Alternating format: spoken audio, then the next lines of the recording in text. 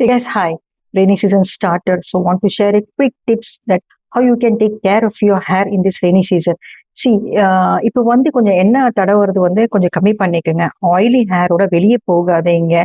அந்த வெளியே போயிட்டு உங்க தலைமுடி நனைஞ்சிடுச்சு, உங்க ஹேர் வெட் ஆயிடுச்சுன்னா, இமிடியேட்டா வந்து வாஷ் பண்ணிருங்க சேம் டேயே. Because rain water carries lots of dust, pollutions நிறைய கெமிக்கல்ஸ் எல்லாம் கேரி பண்ணும். அதுல வந்து என்ன உங்க ஹேர்ல நீங்க அப்படியே விட்டுட்டீங்கன்னா கண்டிப்பா சிவியர் ஹேர் ஃபால் ஆகும், டேண்ட்ரஃப் வரும், ட்ரை ஃப்ரீஸ் ஆகும், பிரேக்கேஜும் நிறைய ஆகும். ஸோ இமீடியட்டா ஹேர் வாஷ் பண்ணுங்க as you come from out side.